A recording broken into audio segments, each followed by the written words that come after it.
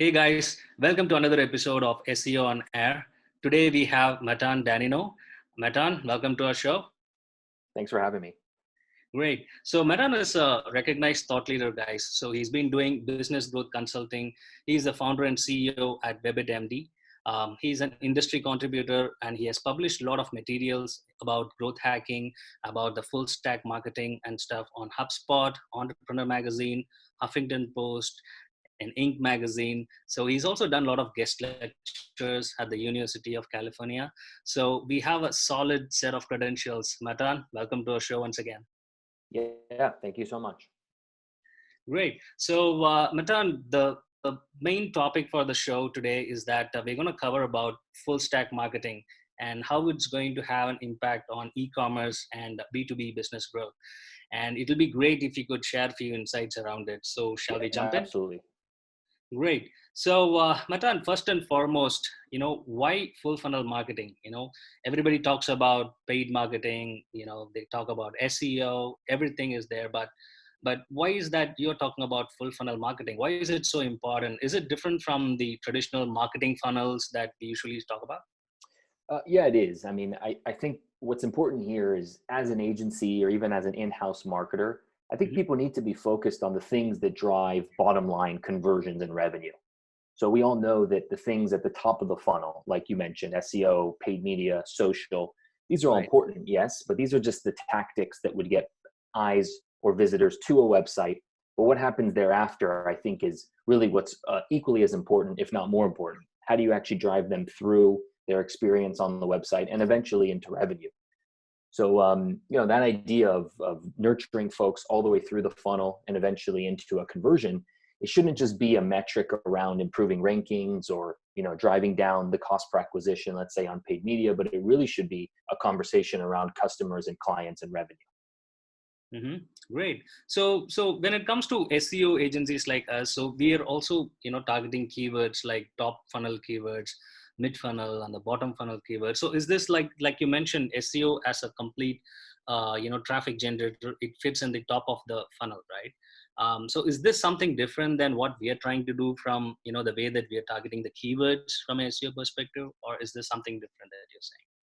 No, I mean, I think SEO, and let's just call it all things SEO, whether technical or content writing, I mean, all of that's critical, but I still think that's a tactic that drives visitors and gets you more organic reach. Right. Again, that's still important, but at the same time, after you get people to the site initially, what do? How do you actually nurture them further? That could be still through content writing and, and different types of kind of resources and articles, if you will, that land on the site. And those could be multi-purpose. They can have an SEO benefit to them. They should be optimized surely for search, but at the same time, they should also provide value to the visitor so that they can actually further develop their experience with the brand and eventually, hopefully, convert. So SEO plays in across the whole funnel, but I think traditionally how businesses look at SEO and quite frankly, how they value SEO is a very tactical top of funnel approach in driving traffic. And I just don't think either agencies or in-house marketers should be kind of judged on only that metric, because that's not the metric that the CEO, CFO, and otherwise care about. They really want to know, how is this impacting on bottom line? Right. So I quite understand that. So the thing is that when SEO drives the traffic, post that, it's where the fun begins, So getting traffic is just one part of the puzzle, but driving them towards the conversions, obviously everybody's talking about what's the ROI. And I think you hit the nail on the head, that's where, probably the e-commerce store should be focused on, right? Oh yeah. I mean, e-commerce specifically. So we look at kind of anything in digital marketing, we put it into two buckets. Are you a direct-to-consumer brand, which is like more of an e-commerce play, or are you selling traditional business to business? Now your conversions, as you would track them, are obviously different. In the direct-to-consumer side, a conversion is a sale. Right. On the B2B side, it might be just the beginning of a sale, essentially a lead.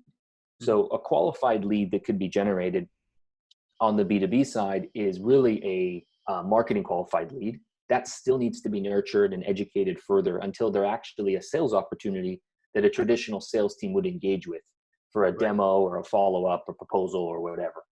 On the e-com side, driving traffic is absolutely critical, but what's their experience on a website?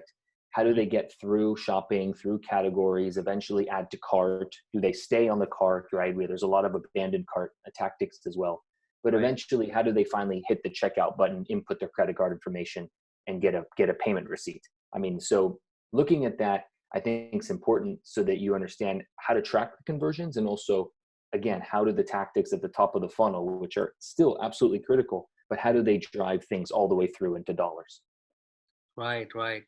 And by e-commerce, you mean, and also when it comes to the conversion rates, people will be looking at, yes, getting into the final checkout process is great, but people will be still very thinking about, is my conversion rate better than the industry standards? I mean, that's the whole point of all the e-commerce site owners, that they're thinking, is my website's conversion rate better than the industry? So is there any visual representation tools that you can tell us about, or is there anything that people can look up to and check the overall average conversion rate that the other businesses are also getting? So is there something like that that's available in the market?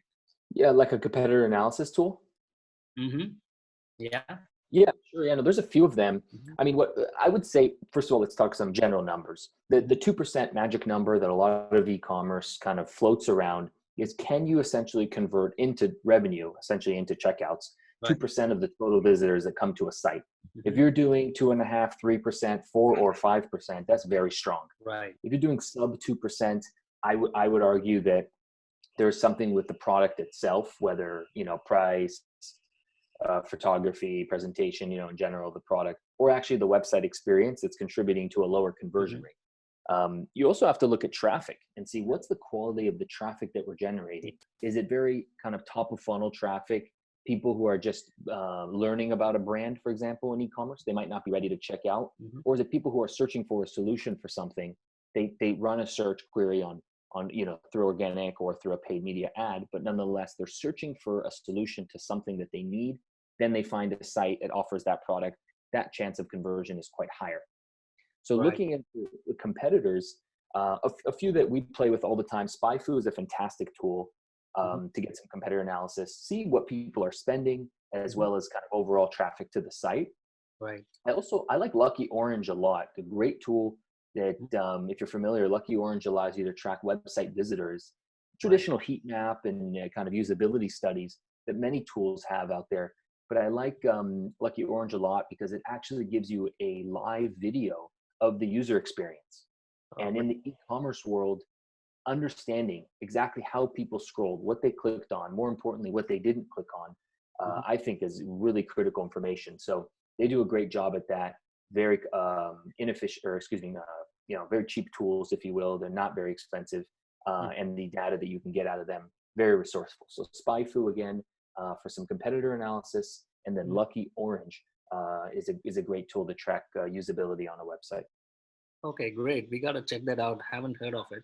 So how's the pricing? I mean, is it startup friendly with regards Oh to? yeah, that's why I mentioned very much so. I mean, Lucky Orange's base plan, I Mm-hmm. want to say, is anywhere between $10 and $15 US dollars per month, Wow. and the amount that they track, it's upwards of 50,000 or something visitors per month. I mean, it's very, very cost effective. I mean, there's definitely you can even start with a free plan.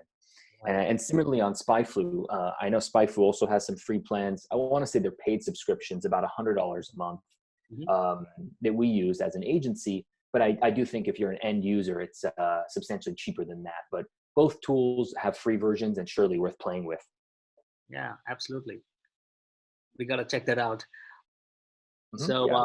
yeah, so and like you mentioned, the quality of traffic that's coming in. For example, for some of the keywords, the way that we look at it, Mattan, is that we usually look at what type of keywords are driving traffic, and we used to search for that keyword and see who was the top 10, who are the other people who are also ranking along with the Oh yeah. website, because that is something which people are going to remember. Because if they are going to see an Amazon or any other website, then they are going to keep that in mind, and even if they are going to visit our website, they always have this can we just the pogo sticking attitude of getting back to the subs and trying to see if they can get a better pricing on Amazon or eBay or anywhere else.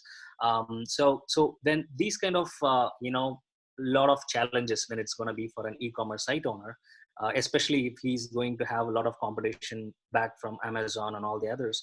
So what are some of the common pitfalls that, that these websites, can follow, can avoid so that they can get better conversions, especially in this kind of a situation?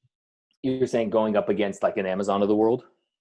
Of course, they're going to invest a lot on the conversions for sure, but at Yep. least there are few things which the e-commerce sites, that they can implement. Of course, if not better than Amazon, at least they can try to match up, right? There might be few issues or few common pitfalls that these websites Right. Yeah, no, I mean, the first thing you have to think about is the Amazon, eBays, and so on of the world. I mean, those are marketplaces. So they have. sell lots of products across different brands, and their experience when you browse the site is really checkout heavy. So they want people to drive into adding to cart and checking out. It's less of the experience with the brand itself. For example, there's many products that I buy on Amazon that when I go to that product's branded website, meaning their official.com site, the experience is completely different. They have information there. They have video and photography, all of which they didn't have on the Amazon site. The Amazon site had the price, the description, 3-4 photos, and ultimately they were driving me based on reviews to check out. Right. So I think what's important with affecting conversion on your corporate site is that you can first of all control all of the experience. So right, you can control all the imagery, all of the photography or anything that's there that you can drive a better kind of user experience around your products. And I think also what you're doing is you're controlling price completely.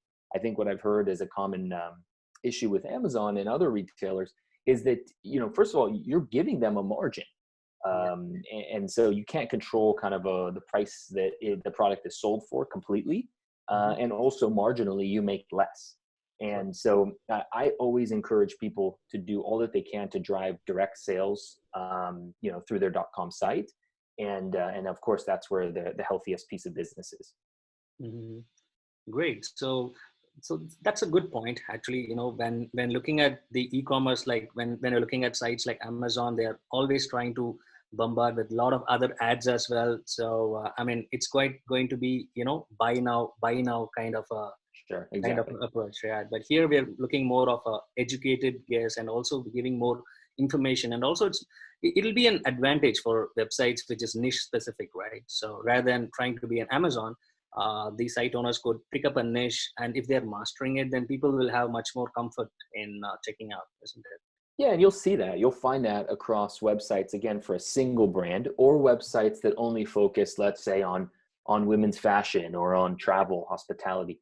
I mean, you land on that site and it's completely focused on that industry. Right. So you're receiving a lot more information and building a lot more trust with doing business with that site versus Amazon. Really, it becomes kind of this 800-pound gorilla that we all go to, but we do it because it's easy, it's convenient. You know what you're getting. You trust the platform, the customer service, etc.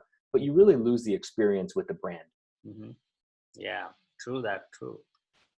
So Mattan, now that we've discussed a lot about e-commerce, and there is one big chunk of people waiting in the B2B sector. So I know you touched upon it at the beginning of our conversation. You mentioned about B2B, they're having the marketing, the sales, the marketing qualified leads enter into a sales funnel. There's a lot of moving parts associated to it. So how do they utilize this full funnel marketing approach? It becomes a bit challenging, right? Because you always need a feedback from the previous channel. So how can organizations adopt this kind of a full funnel strategy, especially the B2B business? Sure. Yeah, that's a big question. But first, I think we should start with the disconnect, right? There is a disconnect essentially between marketing and sales. There's always been. And so marketing's job is actually to generate opportunities from wherever that is, somewhat qualify them. Sales jobs is normally to take sales opportunities that are qualified and close them into revenue. Right. So what we're finding though is as time goes on, and now here in 2020, I mean, it is almost apparent that those two departments are becoming intertwined. And so material that you create, whether it's sales material, downloadable assets, whatever it is, that type of kind of content and collateral is something that needs to be used across marketing and sales. So to put it more into practice, let's talk kind of from the top of the funnel all the way through and make it very easy in buckets. Initially, you need to attract people to the website, right? And again, that could be SEO, that could be through paid it could be through social media, content marketing. You need to get eyes looking at your business. But after that, here comes the middle of the funnel, or that nurturing piece, where you really build trust and you turn those visitors that are just kind of looking around, if you will, into true prospects. They're still marketing prospects, but they're prospects. Right. And you do that by taking visitors' information before they actually check out, but giving them educational content, or putting them into lists and starting to decide how you're going to do email marketing and nurture them through a funnel. And eventually, at the end of this middle step, what you're doing is you're taking a marketing qualified lead, and here comes the handoff to what's a sales qualified opportunity. Right. And then begins the third piece of this whole operation in B2B, which is a sales process.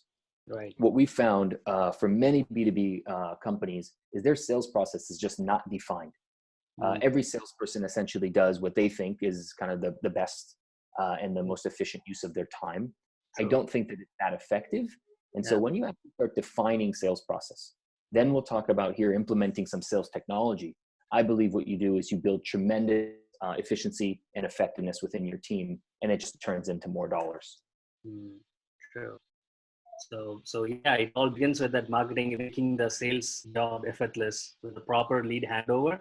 And then comes the sales team with a better, I think the more quality leads that, like you mentioned, the more quality that the marketing team is giving to the sales, I think the feedback will be, the mechanism will start kicking in. There's the more, junk leads is being sent across, I think sales will lose the confidence. And then, I feel that's the breaking point, right?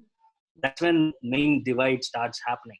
The more, junk leads entering into the system, and then they stop trusting the leads that's coming in, and that's when the direction is changing, right? That's what's happened historically. There's been a disconnect between marketing and sales, where they always kind of point the finger at each other in terms of blame. And then we can't close these deals. While marketing is saying, well, we gave you leads, like your job's to close them. And so it almost becomes like they're working against each other as opposed to working.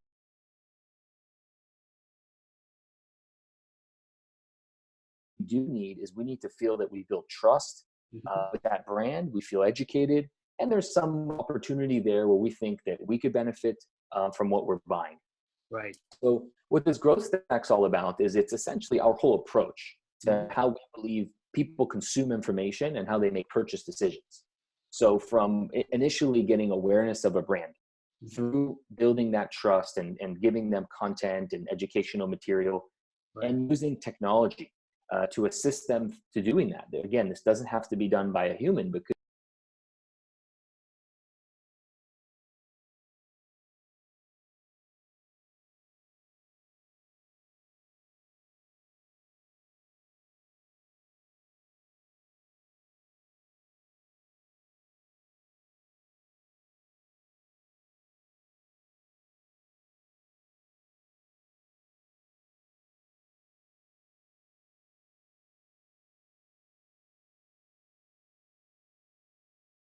but what they really want, what is the true objective? The true objective is to drive more growth for their business. Right. And so this program that we put together called the Growth Stack, it tackles these parts around a deep discovery initially, then through attracting and getting visitors to their website, the nurturing and automation, and finally helping build the sales process that allows their team to be more effective with what their actions are. That's a really good thing to have in our toolkit. So how, where can people find more information about it? Is there like a free guide or something? So what we've done is we put together kind of a handy learning guide, if you will, that explains the specifics of how this whole growth stack works. It goes into the difference between hiring in-house versus hiring an agency. If you were to hire in-house to do all that I mentioned within the growth stack, you would need an SEO specialist, an ads manager, you'd need somebody to do content marketing, a sales guy, right? You need multiple roles. So we present it as like a value. What's the value of doing a growth stack with an agency like ourselves, versus potentially trying to build this yourself. And then of course it talks about helpful.